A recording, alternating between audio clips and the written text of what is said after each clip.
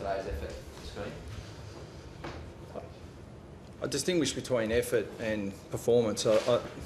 The effort, wasn't first class, but it wasn't horrendous either. It was a poor performance. So first things first. I thought Collingwood pressured really well. I thought they put us under a lot of pressure right from the start. We didn't handle that. We tipped the ball back to them, particularly early.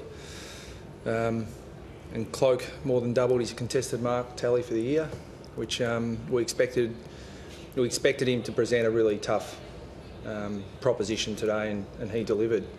So we were certainly on the back foot with the way we succumbed to their pressure early and couldn't respond, and certainly the way he got a hold of the game in that first and second quarter.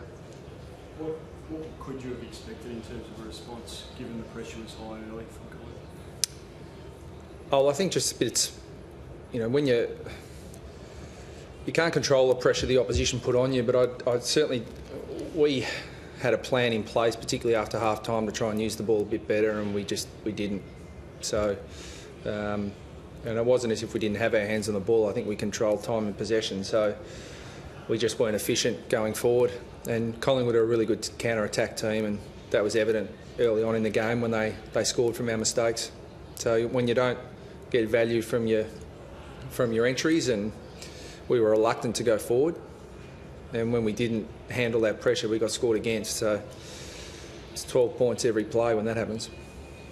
There's been a big difference between your best and worst footy this season, haven't there, Brad? I mean, do you put your players under genuine heat for that, or? We're only 5 games in, so I don't think that rounds 2, 3 and 4 you couldn't question them. I'm not a massive believer in, people say that you perform poorly, you didn't try hard enough. The effort's there. It's just we didn't perform well, and we were outplayed. So, in terms of putting guys on notice, we're out there and we expect them to perform, and those who don't will get replaced by those who are performing at the lower level. Is your forward line still a work in progress? So you're still looking at Magic? Is Daniel Curry still on the fringes of staying in or out? Well, last week the decision was easy for us because it was pouring rain in Sydney. So, but at the moment Magic Dore played well in the VFL. Robbie Tarrant's still not available for selection. Ben Brown's not available for selection. So, in terms of what we've got available to us at the moment with that forward structure, that's pretty much it. So, yeah, the answer to the question is it is a work in progress, and we'll. Drew Petrie, I thought, took 8 marks today and provided a contest, but he needed some help. How do you grade your forwards, given you only went inside 39 times? How did we rate them? Yeah. Efficiency was okay. We scored around about 50%. I didn't check that after the game, but throughout the game it was obviously a concern for us because when you go forward you want to get value, but that wasn't the problem for us. We were scoring at a reasonably efficient rate. It was just that we were reluctant to go forward. We had players who had options going forward, and we just held onto the footy and got tackled, and then turned it over and got scored against the other way. So, the low inside 50 tally for us was as much a function of us not making the right decision going forward as it was winning the ball in the contest. You won't make it that Thompson report on Cloak? Yeah. Scotty's an old school defender. He's been brought up under the make 'em earn it sort of attitude, and you'd be shattered if you got a week for that, wouldn't you? Seen that side bottom Lumumba and Fazala had a lot of space in defence. Were you constantly trying to get them manned up, or what was the... Yeah, they work back. Side bottom gets the ball on the back of work rate. He's a terrific player, and he really worked off his direct opponent, worked back, but I thought our midfield got comprehensively outworked. And when your midfield gets outworked, your forwards have to try and provide pressure, and their direct opponents, for Solo and Lumumba, just sagged off their direct opponents and got the ball.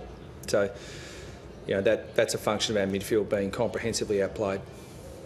So what do you do this week to rectify that? You're sort of talking about decision making under heat. Is that the area we've done this week? Yeah, and it's